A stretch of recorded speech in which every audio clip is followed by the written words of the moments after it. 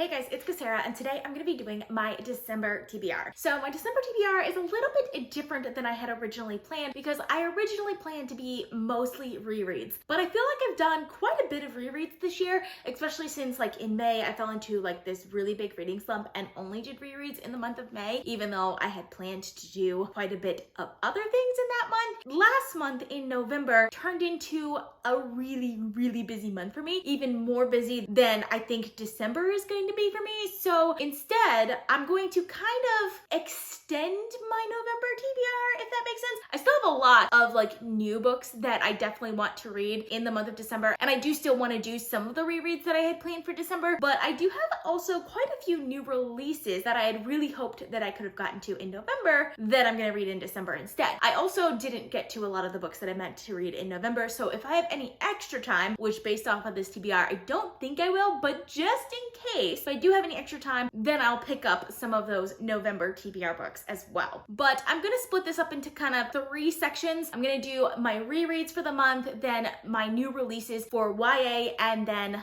adult. It's all going to be fantasy because that's like what I want to read in December because it's my comfort zone. So we're going to start off with the rereads that I'm planning in the month of December. I think this is because these are the ones I'm probably the most likely to get to, and that's partially because I kind of already started them in the month of November. I didn't mean to, but I kind of did, and that's with the Lifeship Traders trilogy by Robin Hobb. In December, I hope to get to the 3rd one because in November I read the first 2, so I'm definitely hoping to get to the 3rd one in the month of December. I'm really excited for this. This is one of my favorite series of all time. I'm really enjoying it so far. It's just one of those books that when I'm in a bad mood or whatever, I can just fall into the series and love it so much. Also, I've been meaning to reread this series for the longest while, ever since I read the Fits in the Fool trilogy. You learn something in that trilogy that makes you really want to reread the Lifeship Traders and see if you think of it differently, if that makes sense. Either way, I absolutely love this series. It is the 2nd trilogy in Robin Hobb's like massive Rumble the Elderling series, and the majority of the characters that it follows is in Bingtown. It has a lot of family drama with the Visroot family, but there's also pirates, and all of it kind of just comes together so perfectly in this series. Oh, and there's talking ships and like potentially crazy ships, and there's like some interesting mysteries and stuff that I have really enjoyed so much. I absolutely love these characters so much. I highly recommend this series if you haven't picked it up yet. Like I said, it's one of my favorite of all time, and I can't wait to continue on with the 3rd book in this series. So kind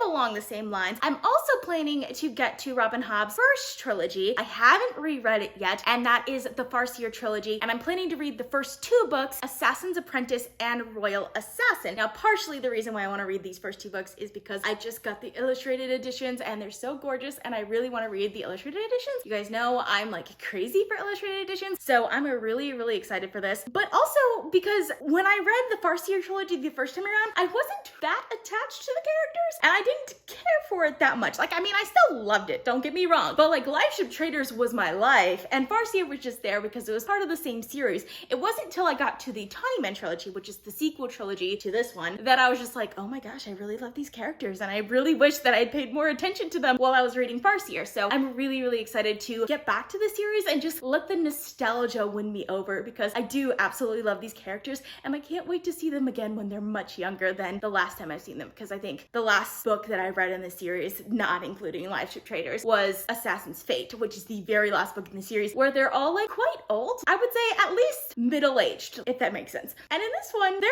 much younger, and I really like that, so I'm really excited for this as well. For those of you who don't know, this series is about Fitch Silvery Farseer, who is the bastard son of a prince, and he is trained to be an assassin. But don't expect this series to be like action-packed or anything like that. It's definitely grimdark to an extent, but not because there's like a lot of killing in it. I mean, there is a good amount of that as well, but it's not like super bloody. It's grimdark in other aspects, if that makes sense. I don't know how to explain that, but these are really character driven and just so beautifully written, and would highly recommend this series to everyone as well. So the next book that I'm planning to reread in the month of December is The Dragon Republic by R.F. Kuang. So this is probably one of the first books I will get to in the month of December. I've been meaning to reread this book for the longest while. Like, this was on my TBR for October and I didn't reread it. So it's time for me to finally get to it, because I do want to get to The Burning God as well, and I want to reread this first because I just want to get all the details gelled into my mind. For those of you who don't know, this is the 2nd book in the Poppy War trilogy, which I'll be getting to that series a little bit more later in this video. But so far, this is my favorite book book in the trilogy, and I'm really excited to reread it. And lastly, if I get time to, I do really want to get to The Lies of Locke Lamora by Scott Lynch. I've been meaning to reread this book for like over a year now, and I just haven't gotten around to it. I had planned to reread it in November, but my November plans just went all out of whack. Like pretty much all of my plans this year have gone out of whack, but it's fine. I will be getting to this in December. I had other books that I had planned to reread in December because I had planned to get to this one in November 1st, but I was just like, no, I need to do this one first. So this is going to be a top priority for me in December so that I can continue on with the series in January, which I'm really, really excited about because I do absolutely love this as well. This is following the character of Locke Lamora, who's led a very harsh life as an orphan, but he grows up to be the leader of this band of thieves called the Gentleman Bastards, and it's set in the city of Carmore. I don't really want to say too much more about it because I just feel like this is the type of book it's better to go into not knowing that much about, but like the way it is structured and just the detail that the author puts into this book, I absolutely loved it so much, which is why I need to reread it, because every time tiny details are important in the book, I like to reread it before moving on to the next book in the series. So that's why I'm really excited for this, and hopefully I can get to it very soon. So now we're gonna start talking about new releases. So I have quite a few new releases that I really want to get to before the end of the year. So even though this had planned to be my reread month, I am gonna get to some new releases as well. Actually, probably more new releases than rereads, but like, you know what, it's fine. But I'm gonna start with the YA new releases that I'm planning to get to in the month of December. So the first one is A Vow So Bold and Deadly by Bridget Kemmerer. This is the third book in the Cursebreakers trilogy, which for those of you who are probably looking at the release date right now, yes, it's being released in January, but I have an e-arc of it from NetGalley, and I've been meaning to pick it up ever since I got it, and I just haven't gotten around to it. And I felt like this was like a good YA for me to stick into my month of December, just because my December is just so full of high fantasy and grimdark fantasy,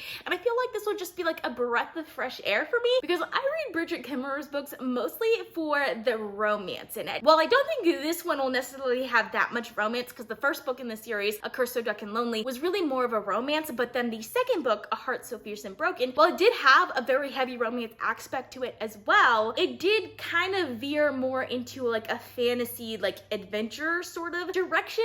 So I feel like the third book will be more in that direction, but I'm okay with that. And I really enjoyed the first two books in the series. I wouldn't say they're like my favorite YA of all time or anything like that, but they're definitely really enjoyable, and there were books that really kept me interested in the book and kept me reading. Like I think I read both of them in one sitting or 1 to 2 sittings, like within 24 hours. So I hope that this one could be like that, and I'm really excited for it. For those of you who don't know anything about the series, the first book in the series, A Curse So Dark and Lonely, is a modern Beauty and the Beast retelling, but it's going from the modern world to a more fantasy world, if that makes sense. Main character has to break a curse. I don't want to go more into what happens after that because spoilers, of course, but it's a fun series. I really enjoy it and would definitely recommend it as well, especially if you like YA fantasy. So the other YA book that I'm planning to read in the month of December is How the King of Elfame Learned to Hate Stories by Holly Black. For those of you who don't know, this is a new series of short stories that was released that is set in the Folk of the Air series world. I'm just total trash for the Folk of the Air series. Like, I understand that that series is not for everyone, but I absolutely love it. It's probably one of my favorite YAs of all time, and I'm not even ashamed of that. It's an absolutely great series. I absolutely love all of the characters. I love that they're all pretty much morally gray, and I like that with the exception of probably the last one, the Queen of Nothing, I like that you never really know what is gonna happen, if that makes sense. Like most YA fantasy, it is heavily romance driven, but for some reason that didn't bother me in this series, and I really, really love Prince Carden, who this book is all about, so I'm really excited for this.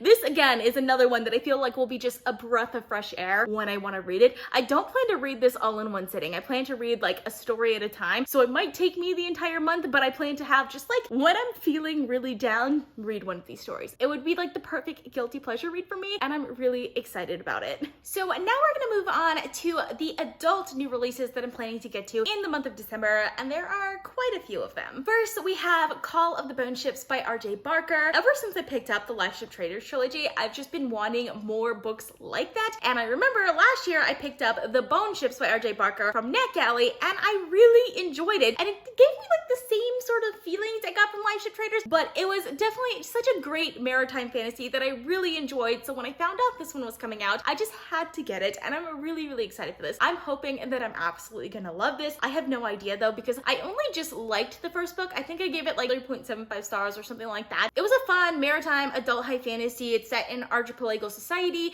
in which they create ships out of the bones of ancient dragons. So it's just an interesting concept that I really enjoyed, and I really did get to know the characters and the world very well, and I liked the amount of world building that went into it because there's quite a bit that is different in just like the way the language is and stuff like that than I'm used to when it comes to maritime fantasy. And I think that might be what have turned me off a little bit at the beginning, but the more and more I think about the series, the more and more I love it. So I'm really excited to get to the second book in this series. And I've kind of already mentioned in this video, but I absolutely will be getting to The Burning God by R.F. Kuang. Obviously, I still am planning to reread The Dragon Republic first, but as soon as I finish rereading The Dragon Republic, I am gonna be on top of The Burning God. I'm so excited for this. You guys have no idea. I've been waiting for this like all year, and I'm like kind of sad that I just didn't get around to reading that much in November because I know I would have already had this read if I had, but I am still super excited. The anticipation is still very much there, and I'm really excited for this. This is the third book in the Poppy War trilogy, which you probably have already realized, but I absolutely love this series. So this is a grimdark fantasy novel that is inspired by Chinese history. It is very dark at times, but it also is action-packed. I love these characters, I love the magic, and I love everything about it. There's just so much emotion that goes into these novels, and I'm really excited to see where this series is going. Next, we have The Fires of Vengeance by Evan Winter. I feel like really stupid because for some reason I thought this was coming out in end of November, but then it showed up on my door on like November 10th, and I was just like, if I had known, I would have planned to read it right off the bat, but I had so many other things that I had planned at the time that I never got around to this, but I'm so excited for this. I absolutely love The Rage of Dragons, especially the ending. The ending made me really excited to read the next book in the series, and I've heard this one is quite a bit different than the first book, and it picks off where the last one left off very well, so I'm really excited for that. This is an African-inspired high fantasy, and honestly, need I say more? So I'm really excited for this, and I really hope that I'm gonna love this as much as I think I am. And lastly, I am definitely gonna be getting to Dawn Shard by Brandon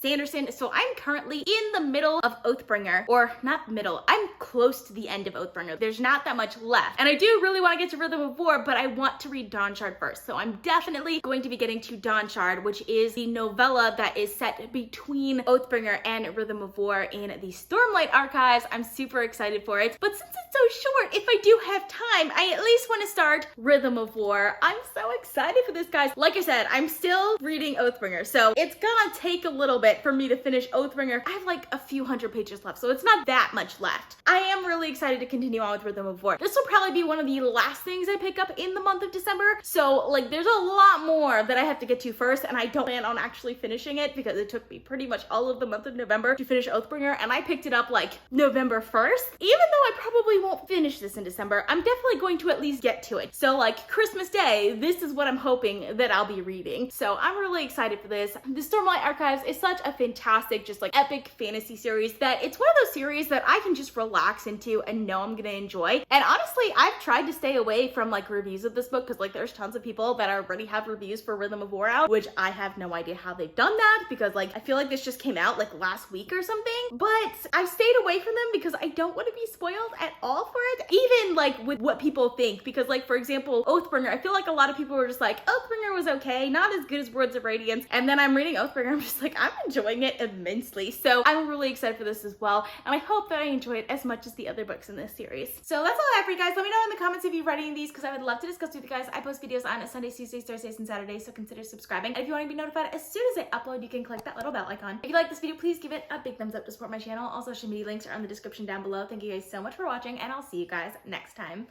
Bye.